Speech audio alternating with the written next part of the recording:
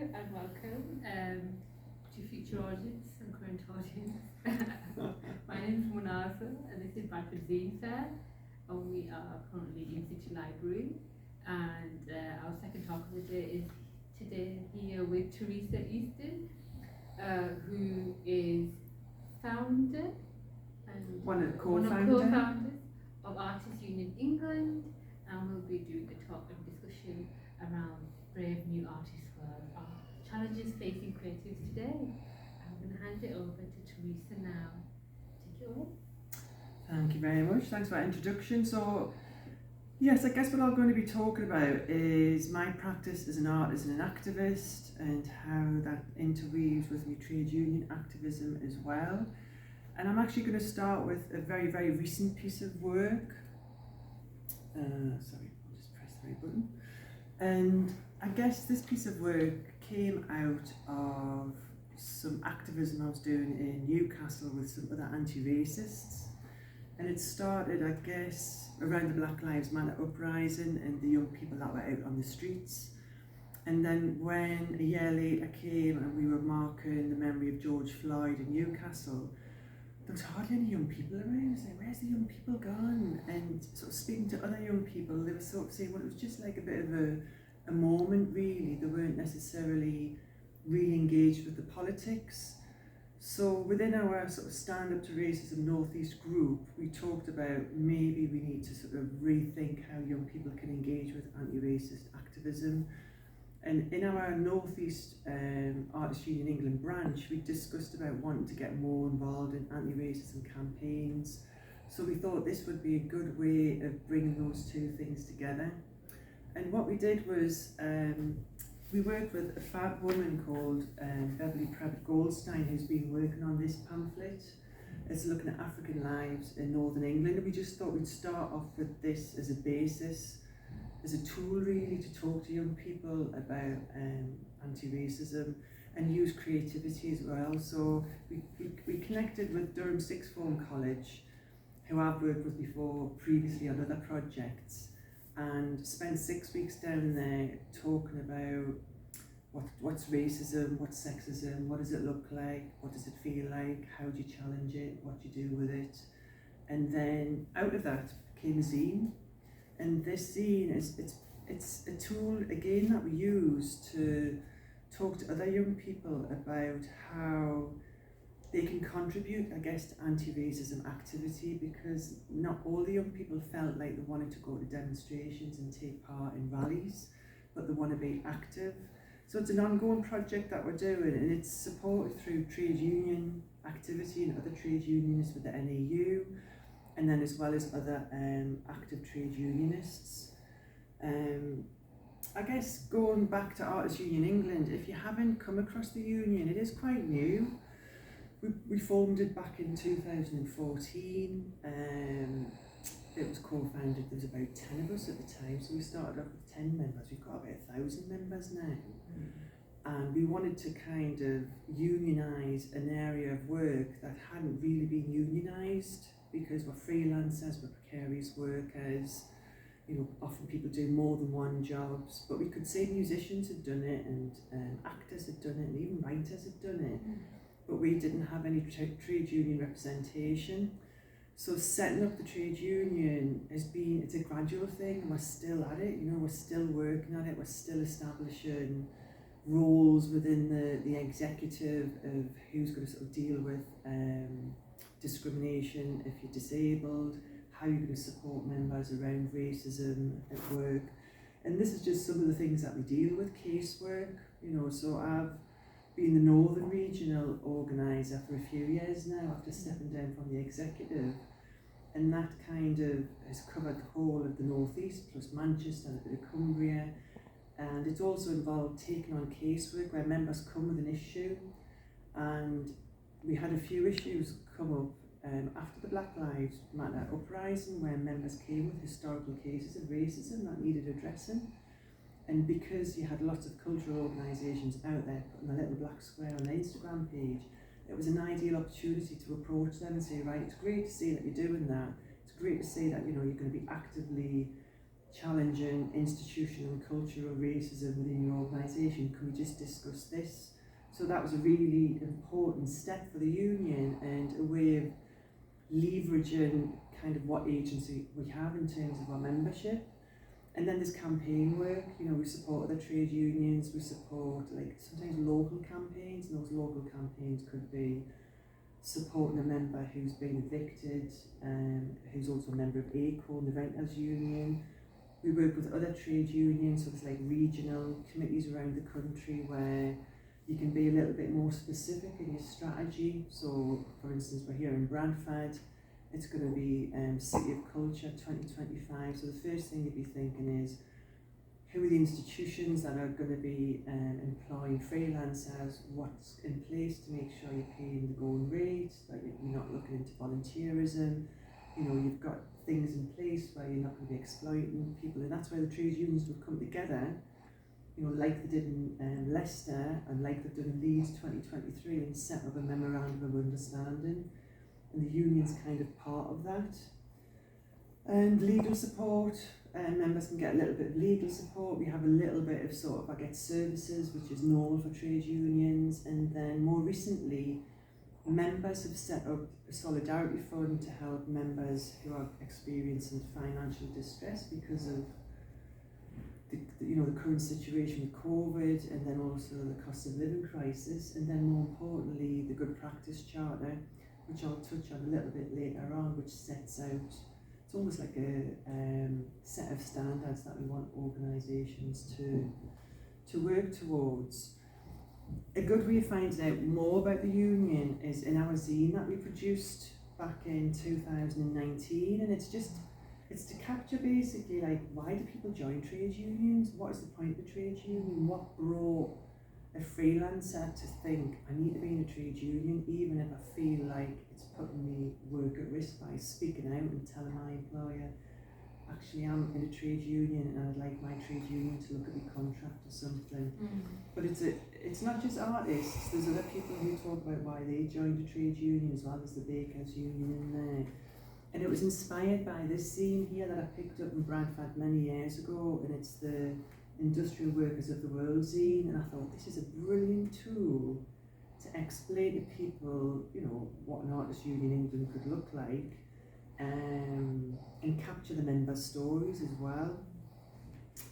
But like, zines aren't new to the union. We've been making zines for a while now, and up here we've got Remembering Almutton Abbey Street. Now, a bit of background on Almutton Abbey Street, if nobody's come across it before.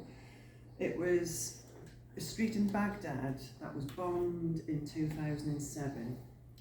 And it was the street of booksellers, and it's where the kids would get their comics from. You could go and buy a book there in hundreds of languages. It was a real cultural mix. And it was a street which wasn't even touched by Saddam Hussein. He kind of left it alone. He'd raid it maybe now and then. So the bombing of the street was significant in that it was a way of telling the world, we're going to silence what's going on here. And nobody claimed responsibility. Suddenly, whoever, nobody claimed responsibility for it. And that kind of sent a message out to the world, but it sent a message particularly to a bloke in San Francisco who was a publisher, bookseller, poet. And he kind of raised the alarm for me, living in Newcastle, and he said, look, we need to do something about this. We need to kind of raise concerns about what's gone on here.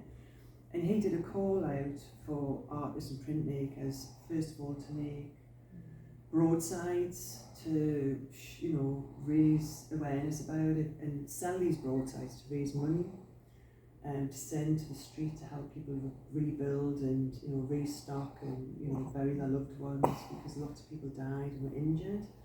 And then a few years later I said maybe we could get people to make artist books. So then the word was spreading, and I got more involved in it then, and got that collection of artist books made by people from around the world and exhibited them in a library in Newcastle. And it was then that somebody in Newcastle contacted me and said, look, do you not know there's loads of Iraqis living in Newcastle? Why are you claiming, to put this exhibition on when you have no connection with Almutton Abbey Street? And I thought, oh yeah, you're right, I don't.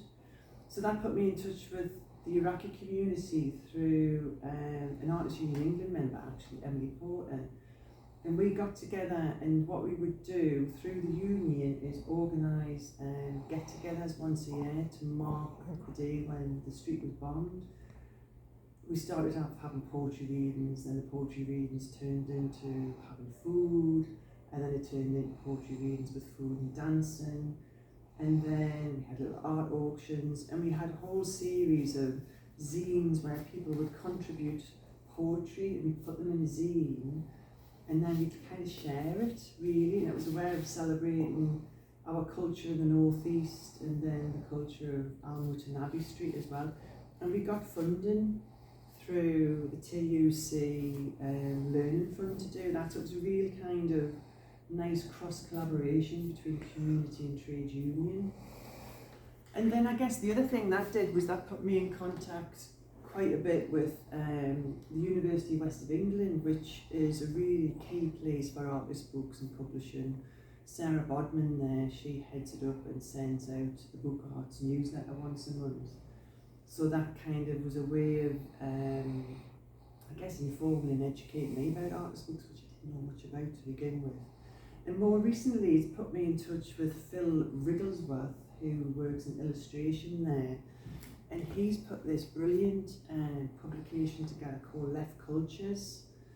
And this is a publication that came out this year, and it's basically looking at people who are activists and asking them to reflect on how they became an activist, what made them become an activist, what's their journey in being an activist.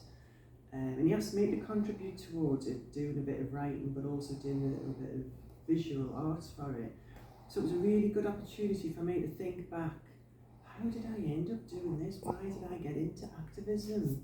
And I kind of brought it together in this little sort of poster zine, like collage really, but screen printing. And it kind of tells the story of sort of me growing up in Newcastle, daughter of a miner. My dad was always on strike in the 70s. He never stood in the picket line, but he never crossed the picket line. We weren't very political, but I did go to college and I studied art of a sort and tried to get A levels. But I did it at a time where there was a lot of strikes, the teachers were on strike, there was Clause 28, and it was the activism in college that got me involved in politics, because we wanted to have a students' union, we wanted to kind of get involved and do things, because Clause 28, or Section 28, which was basically, penalising LGBTQ plus people, was a massive thing, particularly as a young person growing up. It was bloody horrendous. So that was a really lovely piece of work to do, and made me kind of reflect on my journey, and also connect with loads of other people. A lovely way of, taking time to think about things like that.